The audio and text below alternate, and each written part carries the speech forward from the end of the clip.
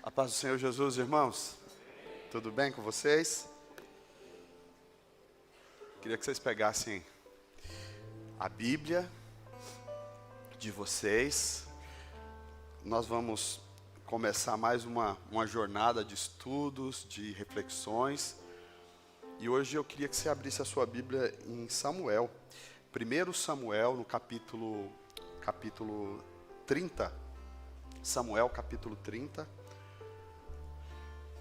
Para a gente refletir hoje aqui. Temos os slides? Está aqui. Okay. Eu preciso só do retorno aqui na TV. Tá? Quem encontrou aí o texto, diga amém. Amém. Quem não encontrou? Amém. Vai lá. O texto aqui não está na projeção, talvez os meninos projetem, mas eu queria que você pegasse a sua Bíblia, se desse, o celular aí, que você acompanhasse aí no papel, porque é um exercício importante. O tema de hoje é não desista da sua família, ok? O texto diz assim, 1 Samuel capítulo 30, ok, eu não coloquei na projeção, tá? 1 Samuel capítulo 30, eu vou ler os primeiros versículos, depois o final do texto, que é o versículo 17. Mas nós vamos refletir em todo esse capítulo, tem ensino para a gente aqui. 1 Samuel 30, a partir do versículo 1, a palavra de Deus diz assim: Quando Davi e os seus soldados chegaram a Ziclag, no terceiro dia, os amalequitas tinham atacado a Neguebe e incendiado a cidade de Ziclag. Levaram como prisioneiros todos os que lá estavam, as mulheres, os jovens, os idosos. Ninguém mataram, mas levaram consigo quando prosseguiram seu caminho. Ao chegarem a Ziclag, Davi e os seus soldados encontraram uma cidade destruída pelo fogo e viram que suas mulheres, seus filhos, suas filhas tinham sido levados como prisioneiros. Então, Davi e seus soldados choraram em alta voz até não terem mais forças.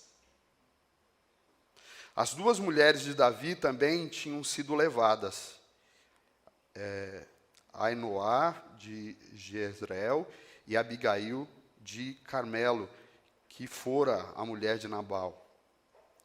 Davi ficou profundamente angustiado, pois os homens falavam em apedrejá-lo, pois estavam amargurados por causa de seus filhos e de suas filhas.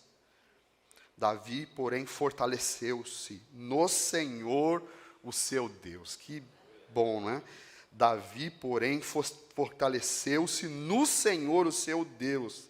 Então Davi disse ao sacerdote Abiatar, filho de Aimeleque: Traga-me o colete sacerdotal. E Abiatar trouxe a Davi. E ele perguntou ao Senhor: Devo perseguir esse bando de invasores? Irei alcançá-los? E o Senhor respondeu: Persiga-os, é certo que você os alcançará e conseguirá libertar os prisioneiros. Eu vou lá para o versículo 17 agora.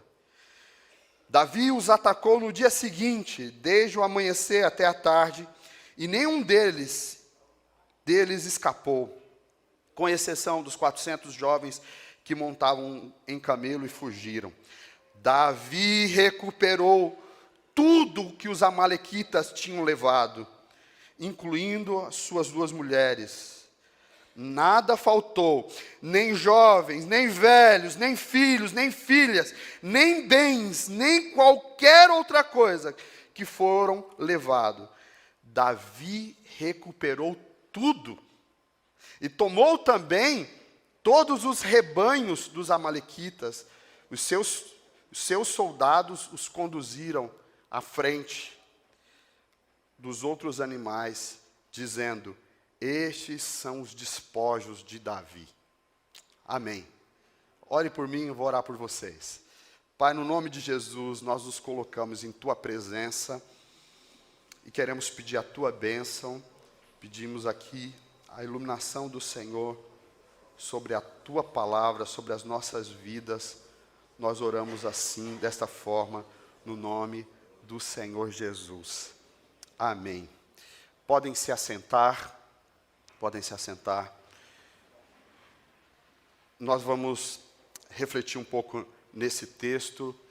Queria só dizer a vocês que nós estamos começando uma nova série, como foi dito aqui, e o título é esse aí, Em Defesa da Família. Quando o pastor Efraim já falou um pouco aqui sobre a família, ele vai ter essa ministração aqui aos sábados. Quando nós pensamos em família, a gente sabe que a família é a base da sociedade, e é uma instituição importantíssima, né? Quando nós olhamos para a Bíblia, nós aprendemos que a família é um projeto de Deus. Foi Deus que sonhou com a família, é algo que nasceu do coração dele, e é um presente precioso que ele dá à humanidade e que Deus valoriza e que nós devemos valorizar, que Deus protege e que nós devemos também proteger, lutando por ela e fazendo tudo o que tiver ao nosso alcance para preservar a família. E aí, sobre essa questão, a pergunta que eu faço a vocês é: por que Deus ama tanto a família? Claro, é um plano dele, como nós falamos aqui. Mas é porque foi por meio de famílias que Deus decidiu estabelecer o seu reino aqui na terra. O pastor Efraim citou aqui 5, 6 famílias que foram usadas por Deus no processo. Quando a gente estava preparando essa série, a gente refletiu, inclusive, que o próprio Jesus, o Salvador, quando veio ao mundo, escolheu vir por uma família. Ele poderia ter vindo de outra forma, né? Mas ele escolheu uma família, porque isso faz parte dos planos de Deus. Uma família feliz, estruturada, vai gerar seres humanos fortes, seres humanos plenos em saúde física, saúde emocional e saúde espiritual. Família é importante por conta disso. A família que segue os princípios da palavra de Deus vai gerar filhos para Deus. Homens e mulheres que amam a Deus, que glorificam a Deus. Família cristã gera adoradores para o Senhor, né? Em cada lar precisa ter esse altar a Deus. Também nós poderíamos dizer que Deus ama a família porque, através da família, Deus mostra o seu amor. Na família, a face de Deus é vista, que é um dos aspectos da comunhão, do ser de Deus, é revelado na família. Por que Deus ama tanto a família? Deus ama tanto a família porque ali o seu amor é revelado, é vivenciado. A presença de Deus está ali. A face de Deus é vista naquele lugar. Face de Deus na família. Se essas são as razões, algumas das razões porque Deus ama tanto a família, a gente poderia dizer também que é exatamente por essas razões que Satanás, o reino das trevas, odeia tanto e ataca tanto a família. Nós olhamos para a palavra de Deus, pensando sobre família e refletindo sobre o quanto isso é importante, o quanto é bonito. A gente pode dizer que essa instituição chamada família está em perigo. Em perigo, está sob ataque de todos os lados. E essa história que nós lemos aqui, queridos, essa história aqui de 1 Samuel capítulo 30, ilustra muito bem isso. desses ataques, dessas questões que são levantadas contra a família. Eu queria lembrar a vocês a história. Essa história ela é curiosa, ela é interessante, porque é uma história que narra um drama familiar. É uma história que narra um drama familiar. Tudo começa porque tem um sogro brigado com um genro. Conhece essa história? Davi era genro de Saul. Saul começa a ter raiva dele, ciúme, porque ele parece ser uma ameaça para o seu trono. Então o sogro começa a perseguir o genro. Aí que começa todo esse imbróglio aqui. Porque Saul começa a perseguir, e por todo Israel começa a perseguir Davi para matá-lo. De forma que não tem lugar em Israel para Davi. Davi tem que se refugiar numa terra estranha. Ele vai lá para a terra dos filisteus. No capítulo 28 você vai ver isso. Ele chega lá na terra dos filisteus e lá ele busca asilo político. E lá ele faz amizade com o rei. Né? O rei Aquis, é isso? Que é o rei lá dos filisteus. Vira amigo desse rei. Esse rei logo o convida para ser escudeiro, e ele faz um acordo, e ele pede para esse rei que desse um lugar para que ele pudesse ficar com os seus homens, com o seu exército. Davi andava com 600 homens, e esses 600 homens tinham suas respectivas famílias. Então era uma turma grande. E ele pediu uma cidade, e o rei concedeu para ele a cidade de Siclag, que era um lugar um pouco mais afastado, mas que serviria para Davi como um local de refúgio. Aqui já é interessante, porque ali seria o lar dele, ali seria a família, a casa dele, e lar, família, é lugar de refúgio para nós. Né? Esse é um conceito claro aqui. Então eles foram lá, aqueles homens e suas famílias, e a história continua dizendo que chegou ao capítulo 29, diz que esse rei, que era inimigo do exército israelita, entrou em guerra. E Davi vai junto para guerrear contra Israel. E eles estão indo para a guerra, e os conselheiros do rei filisteu dizem, olha, tem um negócio errado aí, Davi é israelita. Será que ele não vai trair a gente? E ele aconselhou, libera Davi dessa batalha, libera Davi e os seus homens. Não precisamos dele nessa batalha.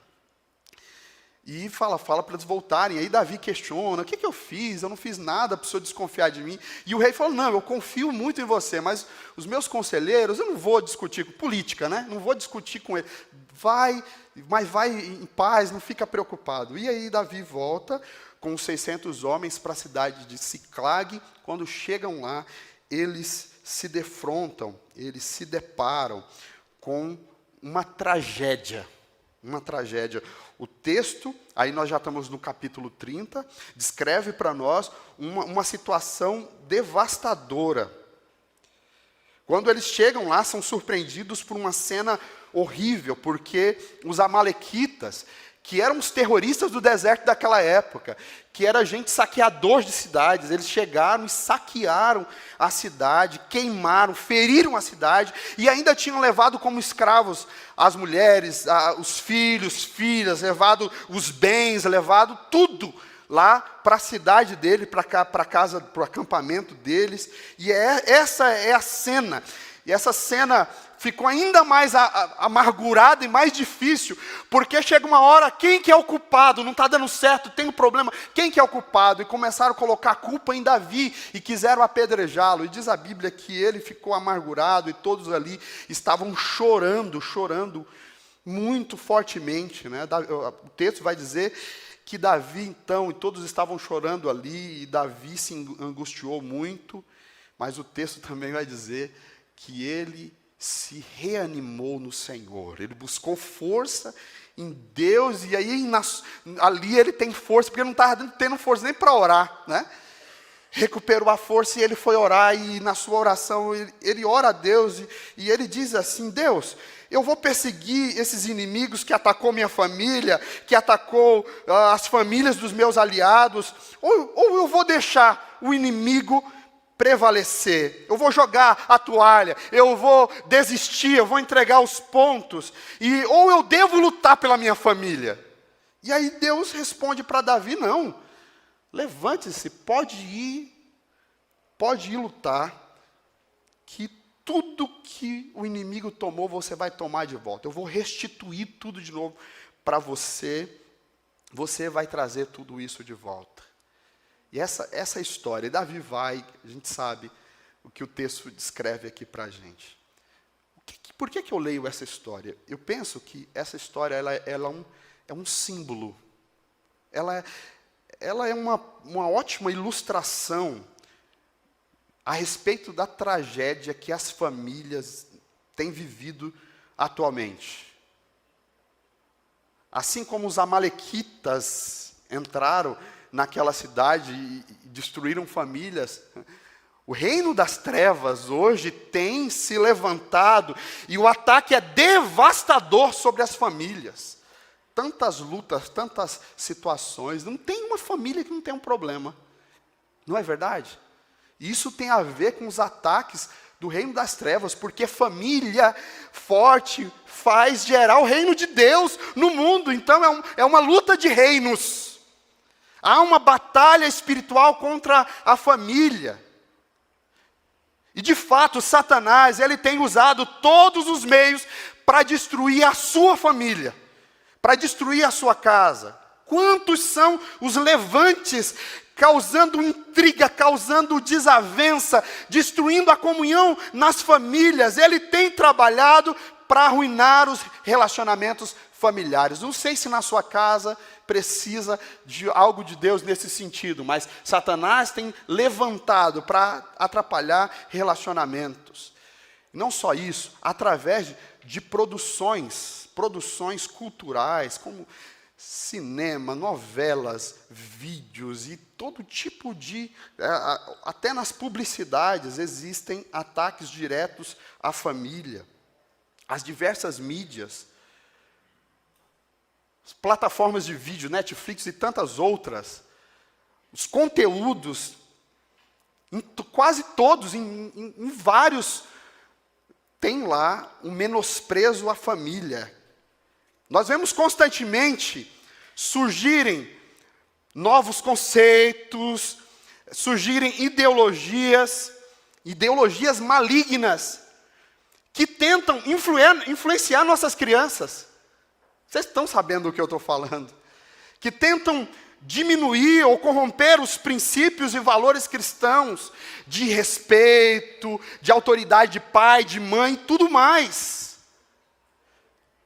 E é possível que eu esteja falando com você, e você, na sua casa, tem sido atacado, sua família tem sido atacada, inimigos terríveis têm desestabilizado você, desestabilizado o seu casamento, desestabilizado seu filho no relacionamento com sua filha, com seu filho, relacionamento com a sua esposa, com seu cônjuge, com seu esposo. Talvez você tenha sido machucado. E você tenha visto tanta gente machucado dentro da sua casa, ferido, magoado, entristecido. E aí, o inimigo, de certa forma, tem entrado dentro da sua casa, está cirandando com você, cirandando com a sua família. Se isso tem acontecido, é hora de lutar no nome de Jesus, de se levantar, de se erguer e lutar pela sua família, pela sua casa. É isso que é a proposta da palavra de Deus hoje. O que Davi fez? O que Davi fez? O que Davi fez? Aqui nós aprendemos algumas reações que ele teve. Quando ele viu a família em perigo, a família arruinada, uma situação difícil na sua casa, perdeu os filhos, perdeu a mulher, perdeu os seus bens, perdeu tudo. Qual que foram as reações de Davi? A primeira reação de Davi foi chorar. Chorar. A primeira coisa que Davi fez, diz o texto, ele chorou abundantemente. E o que chorar nos ensina? Tem hora, gente, tem hora que é preciso chorar. Homens e mulheres de Deus choram. A Bíblia vai. Jesus chorou quando viu uma situação difícil. O que dirá nós? O texto diz claramente, olha o que o texto vai dizer. Davi e seus soldados choraram em alta voz, até o quê? O que está escrito ali? Não tem mais força, eles choraram com gosto, com tudo que eles tinham. Choraram com força mesmo. O que isso me ensina? Me ensina que Davi e os soldados não viram aquela situação como normal. Não ficaram indiferentes com aquela situação. Eles não aceitaram aquela situação. E eles clamaram, choraram, né, por isso. E aí, a palavra assim, eu não sei como está a sua família. Ela está perfeita? Se está perfeita, não é contigo essa palavra. Mas se tem alguma coisa em desajuste, alguma coisa que precisa acertar lá, meu querido, não fica indiferente não, no nome do Senhor Jesus. A palavra é aqui, lute pela sua família. Não fique inerte, insensível à situação. Não aceite mais ou menos, não. Aceita o que Deus tem para você, o que Deus tem proposto. É preciso nos preocupar com a nossa casa, com o nosso lar. Olha o que está escrito lá em Timóteo, no capítulo 5, o verso 8, que diz: mas, se alguém não tem cuidado dos seus, olha, a gente precisa ter cuidado, a gente precisa se preocupar com os nossos familiares. Olha, se não tem cuidados com os seus, principalmente os da sua família, negou a fé, e é pior do que um infiel. Então, o que eu aprendo aqui com essa lição? Chore por sua família, chore pelos seus filhos, chore, mas chore aos pés do Senhor. Tem gente que está vendo a família ser destruída, tem gente que está vendo os filhos se afundar nas drogas. Tem gente vendo frieza espiritual em casa, nem congrega mais. E acha que está normal isso, que está certo. Não tem mais força para congregar famílias inteiras. Frieza espiritual. Tem gente olhando o casamento, indo para o buraco, e não faz nada. A palavra aqui é acorda. Comece a chorar, chore. Não se conforme com essa situação. Chore, chore, chore. Chore aos pés do Senhor pela sua casa, pela sua família. Olha, o texto vai dizer, como nós vimos ali, o texto anterior que nós lemos, que Davi chorou até não ter mais força. E é verdade, às vezes a situação está tão difícil que a gente não tem força nem para orar. A gente tem força. Você já sentiu assim? Que você não tem força nem para orar? Mas uma coisa que eu tenho aprendido é que lágrima, choro, é uma oração líquida. É oração na forma líquida. E essa oração Deus sempre ouve. Às vezes sem palavra, mas Deus está ouvindo. Quando você chora aos pés de Jesus, essa é a mais poderosa de todas as orações. Dos grandes milagres que são narrados na Bíblia por Jesus, eram de pessoas que se curvaram aos pés de Jesus e que pediram socorro. Lembra de Maria, a irmã de Lázaro, que clamou pelo irmão? E aí Jesus ressuscitou aquele irmão. Não sei se a sua situação é difícil, mas eu tenho certeza que não é maior do que aquela situação de Maria. Jesus que ressuscitou Lázaro, que é a ressurreição e a vida, pode entrar com providência na sua casa, no seu lar. Chore aos pés do Senhor. Diz a palavra que Davi, ele chora diante de Deus. E Deus deu força para ele. Deus fortaleceu a sua vida. Deus, no versículo que segue, diz o texto, que ele se fortaleceu no Senhor. Que você possa receber de Deus esse fortalecimento. Mas, se é necessário, fique indignado, uma santa indignação. Não se conforme com mais ou menos. Não se conforme com o sofrimento, com a luta na sua casa. Mas chore diante do Senhor. E Ele vai ser a sua força. E Ele vai mostrar a saída. Quando nós seguimos aqui o texto, chorar aos pés do Senhor, a segunda atitude aqui, a segunda reação de Davi, foi clamar ao Senhor. Clamar. Olha o que o texto está dizendo para nós. Que ele foi clamar a Deus. Essa foi sua segunda reação. E o versículo 8, olha o que diz. É uma oração bem curta. Ele se coloca diante de Deus, ele vai lá, pede a estola sacerdotal, a roupa do sacerdote, veste aquela roupa, e ele vai em oração, né? E vai buscar Deus, ele clama a Deus. E a oração dele é muito curta. A oração dele, na verdade, duas perguntas. Ele pergunta: eu devo perseguir esse bando de invasores? Eu irei alcançá-los? E essa oração aqui, embora seja uma oração cheia de fé e de busca em Deus, é também uma situação desesperada.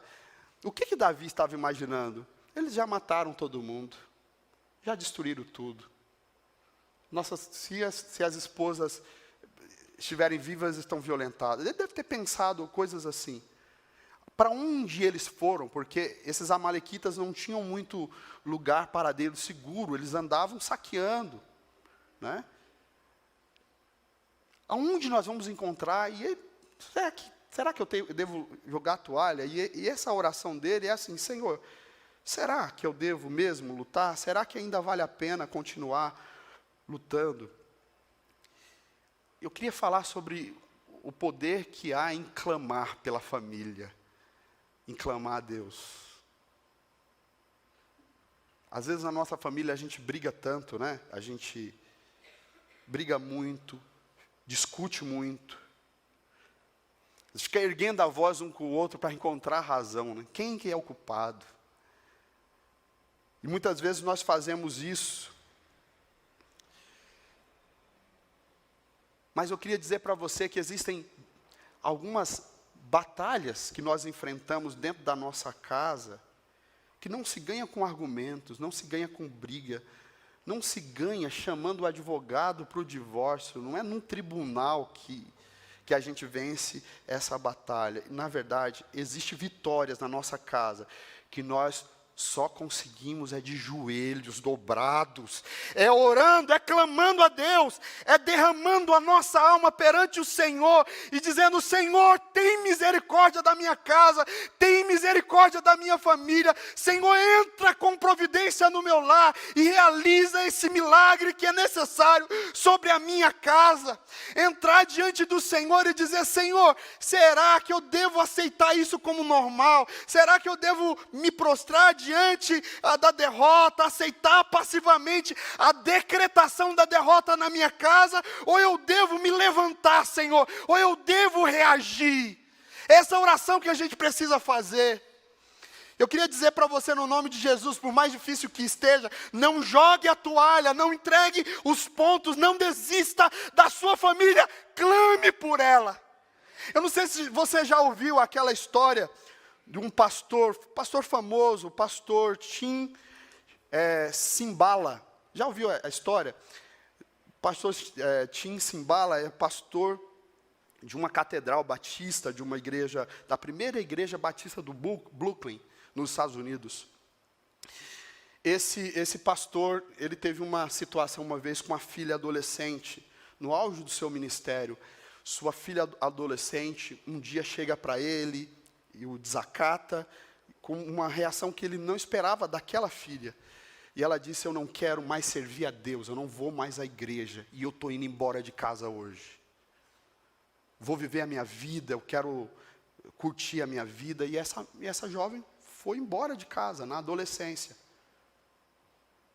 O pastor Tim ficou desesperado na época. Ele conta em um dos seus livros que ele pensou até mesmo de desistir do ministério. Ele chegou a falar isso para um dos seus colegas, e um colega escreveu uma carta para ele e diz: olha, esquece essa menina não vale a pena o seu choro, o seu desespero. Esquece essa menina e segue o seu ministério, segue a sua vida. Mas como? Que pai esqueceria da filha?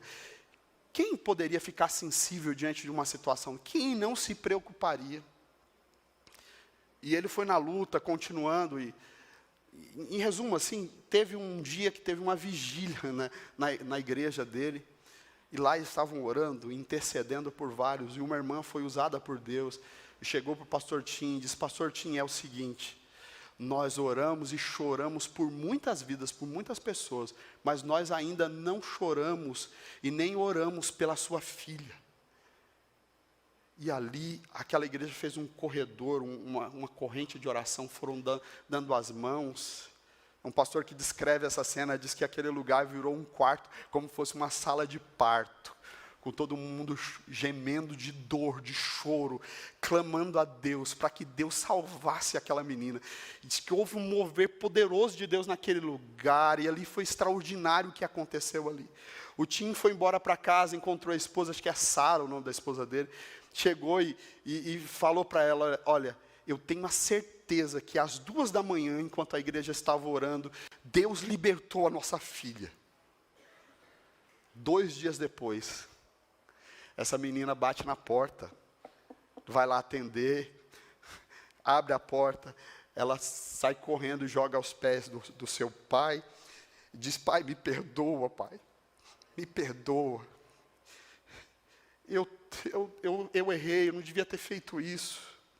Ela disse assim, mas pai, eu queria que o senhor me contasse, o que aconteceu há 2 dias atrás, às 2h? Porque o meu quarto, minha casa foi inundado pela presença de Deus, eu fui cheia da convicção de pecado, e ali mesmo eu decidi voltar. O que aconteceu? O pai falou, não, a igreja estava orando por você, clamando, chorando por você. E ela disse, então meu pai, eu estou de volta para o meu Deus, eu estou de volta para a minha família, para a minha casa, para a minha igreja. Jesus Cristo me salvou. Jesus Cristo pode fazer o mesmo pela sua casa, pela sua família, se você chorar, mas não é só chorar, clame a Deus, e Deus vai trazer livramento. Olha, esse texto diz que Deus respondeu Davi. Isso é que é maravilhoso, o texto diz que Deus responde Davi. Né? Ele faz essa oração e Deus responde. E a resposta é, persegui-o, é certo que vocês alcançará e conseguirá, que você os alcançará e conseguirá libertar os prisioneiros. Deus fala para ele, pode ir, meu filho. Vai, eu sou contigo. Deus está dizendo, continua lutando, continue clamando, vai nessa força, eu estarei contigo. Essa luta não é sua, essa luta é minha também, e eu vou te dar a vitória já é sua, e eu creio que a vitória já é da nossa casa, já é da nossa família, no nome do Senhor Jesus. Basta a gente não desistir, a gente não desanimar. Claro, hora a gente vai ter que chorar, hora a gente vai ter que clamar, mas essa batalha é do Senhor, e essa batalha já é garantida, no nome dEle, aleluia, glória a Deus. A terceira reação dele, então, foi lutar. Olha o que a gente olha um texto simples, mas que tem uma profundidade, né? Qual foi a terceira coisa que ele fez? A primeira foi chorar, a segunda foi orar, a terceira foi lutar. O texto vai dizer para a gente, na sequência, que ele reúne os seus soldados, e eles vão atrás daqueles que haviam saqueado, ferido, queimado, levado embora os seus filhos, suas filhas, suas esposas, seus bens. E ali os soldados estavam despertos e prontos para lutar pela sua família, pelas suas famílias, pelos seus filhos. Eu quero, no nome do Senhor Jesus, que Ele levante aqui guerreiros e guerreiras de oração, homens e mulheres de Deus, que não vão admitir o escárnio de Satanás na nossa casa. Dizer, aqui quem reina é Jesus, essa casa é do Senhor Jesus, eu e minha casa serviremos ao Senhor. Se necessário, a gente luta, mas nós não vamos entregar a nossa casa, a nossa família, o nosso lar para o Senhor Jesus, os nossos sonhos, os nossos projetos. Não, tudo é de Jesus, nós não vamos entregar para o reino das trevas. Que o Senhor, então, levante esses guerreiros em nosso meio e faça de nós prontos a lutar, porque a vitória é nossa pelo sangue de Jesus. A vitória é da nossa família, pelo poder do Senhor Jesus. Nele nós já somos mais do que vencedores. Mas se eu falar para você que é fácil, isso não é. Não é fácil lutar para conservar um casamento que já está quase destruído. Não é fácil restaurar a confiança quando quebrada. Não é fácil trazer de volta o carinho depois de tanta desavença. Não é fácil. E isso é bem ilustrado no texto, quando diz que aqueles 600 homens, na sequência do texto, versículo 10, diz que eles estão nessa viagem, e que no caminho, 200 daqueles homens, guerreiros, homens fortes, valentes, 200 deles não suportaram uma exaustão e desistiram, ficaram pelo caminho. Precisaram ficar lá para descansar, não tinham condição. Eu entendo que às vezes acontece isso, mas a palavra de Deus vai nos dizer que quem tem promessa de Deus na sua vida não deve desistir. Quem tem promessa de Deus enfrenta todo e qualquer desafio.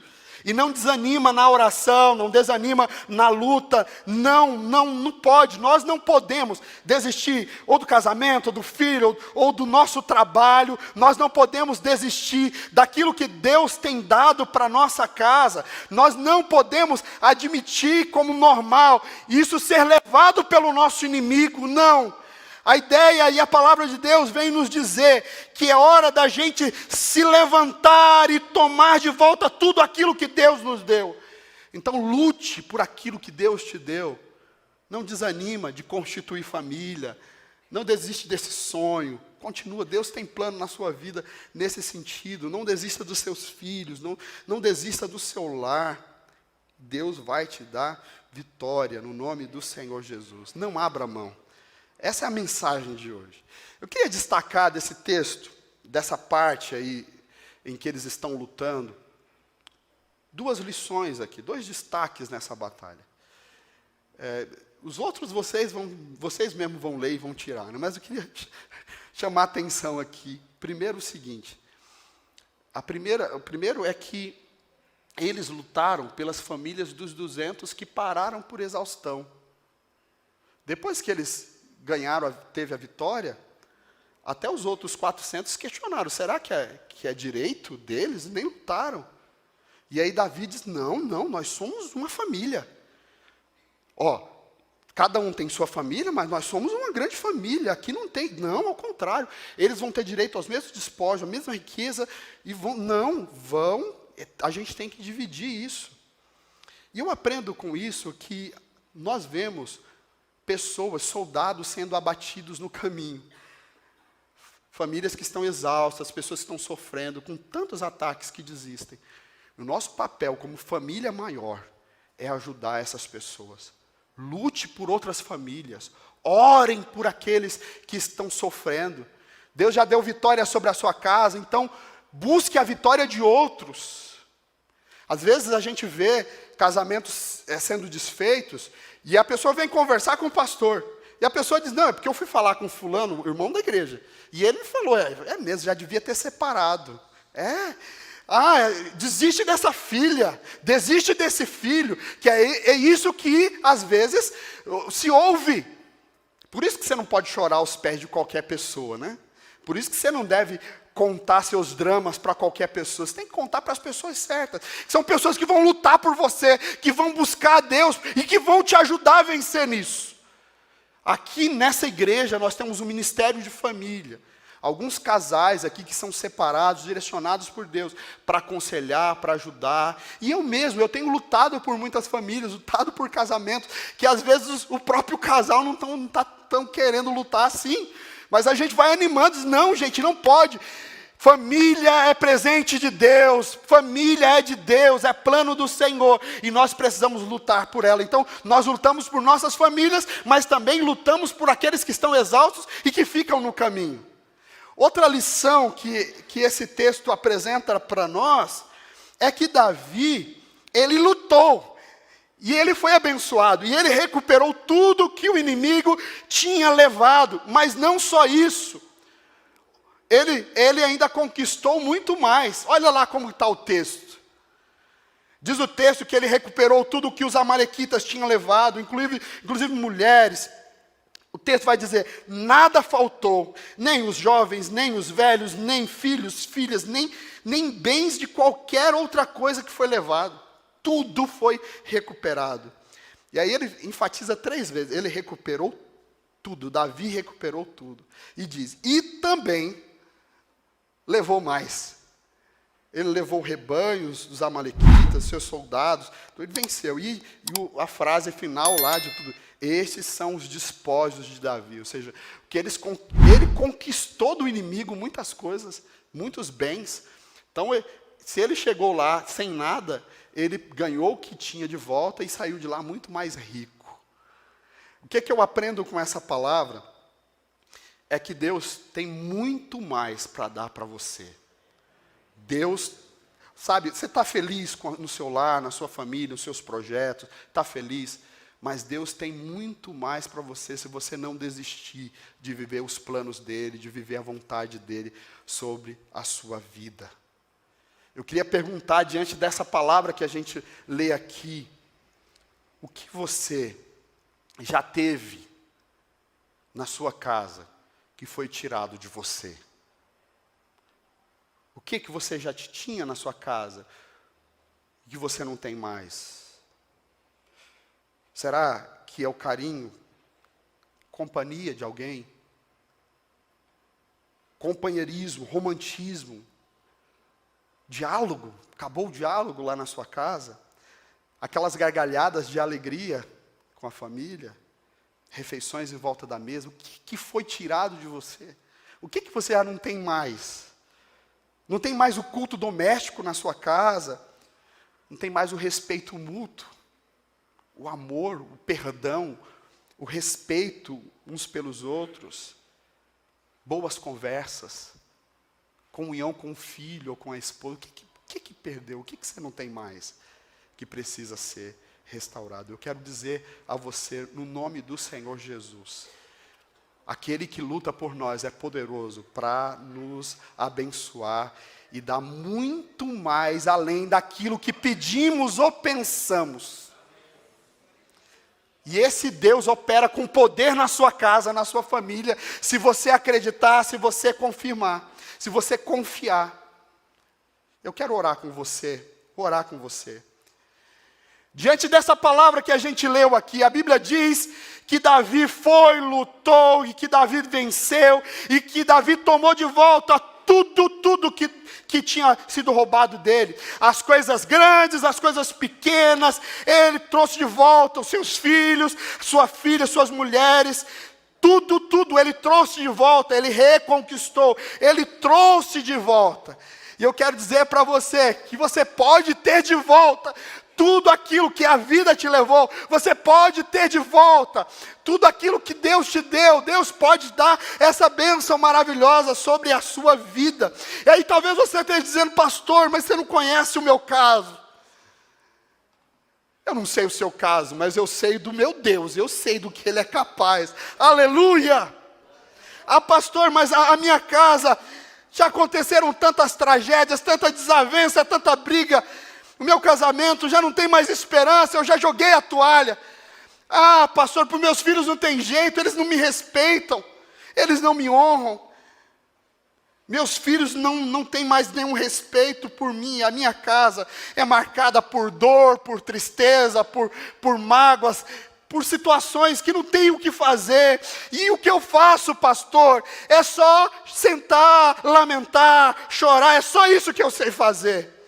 Mas eu quero, nesta manhã, no nome de Jesus, te encorajar. Eu quero encorajar você a esperar em Deus. Primeiro, esperar por um milagre do Senhor. Ele pode realizar um milagre na sua casa, na sua vida, e pode transformar a sua história. Pode fazer da estéril mãe de filhos. Pode fazer você que teve uma situação de divórcio, Deus pode restaurar, trazer um novo casamento.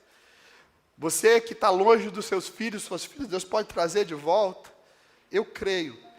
E alguns casos que parecem ser impossíveis, mas o nosso Deus é um Deus que realiza milagres.